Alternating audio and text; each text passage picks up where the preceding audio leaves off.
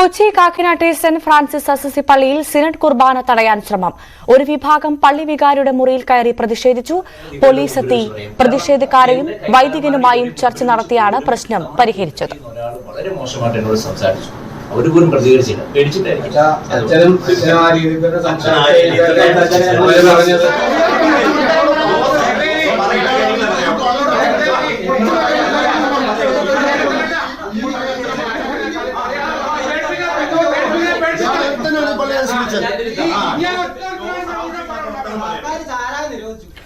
നവമി ദിനേശ് വാർത്തയുടെ വിവരങ്ങളുമായി ചേരും. നവമി, സിനഡ് കുർബാന അർപ്പിക്കാൻ വൈദികൻ നേരത്തെ തന്നെ പോലീസ് സംരക്ഷണം ആവശ്യപ്പെട്ടിരുന്നു.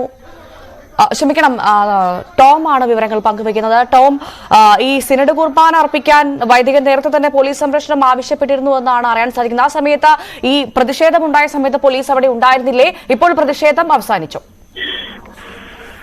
സീറോ മലബാർ സഭയുടെ മേജർ ആർച്ച് ബിഷപ്പിനെ തെരഞ്ഞെടുക്കാനുള്ള സഭാ സിനഡിന് തുടക്കം കുറിക്കാനിരിക്കുകയാണ്.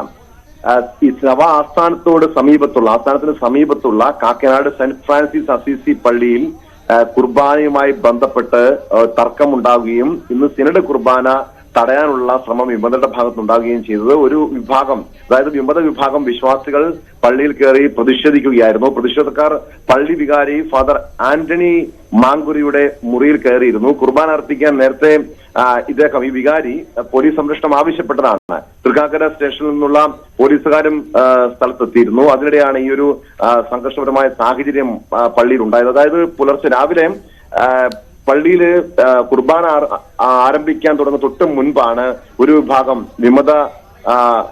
വിഭാഗം വിശ്വാസികൾ വൈദികന്റെ മുറിയിലേക്ക് കയറുകയും സംഘർഷം ഉണ്ടാക്കുകയും ചെയ്തത്.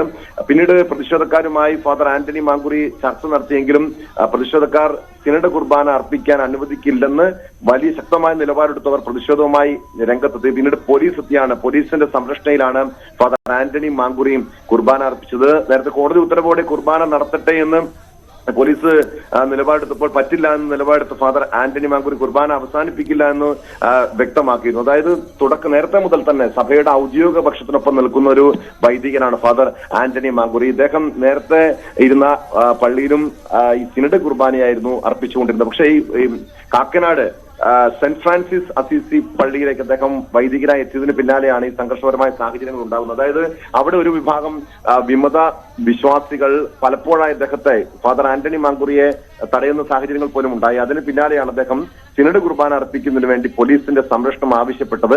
പക്ഷേ സിനഡ് കുർബാന അദ്ദേഹത്തെ കൊണ്ട് അർപ്പിക്കാൻ അനുവദിക്കില്ല എന്ന ശക്തമായ നിലപാട് പ്രതിഷേധക്കാർ, വിമത വിശ്വാസികൾ എടുത്തതോടുകൂടിയാണ് പോലീസിന്റെ ഒരു സംരക്ഷണം കൂടി ഉണ്ടാകുന്ന പശ്ചാത്തലം ഉണ്ടായത്. പോലീസിന്റെ സംരക്ഷണയിൽ അദ്ദേഹം കുർബാന തുടരുന്ന ഒരു സാഹചര്യം കൂടി ഉണ്ടായി. എന്തായാലും വരും ദിവസങ്ങളിൽ ഈ രീതിയിൽ ഒരു സംഘർഷപരമായ സാഹചര്യം കൂടുതൽ രൂക്ഷമാകാനുള്ള ഒരു പശ്ചാത്തലമുണ്ട്. കാരണം ഒന്ന്, മേജർ ആർച്ച് ബിഷപ്പിനെ തെരഞ്ഞെടുക്കാനുള്ള സഭയുടെ സിനഡ് കാക്കനാട് മൗണ്ട് സെന്റ് തോമസിൽ ആരംഭിക്കുന്നു.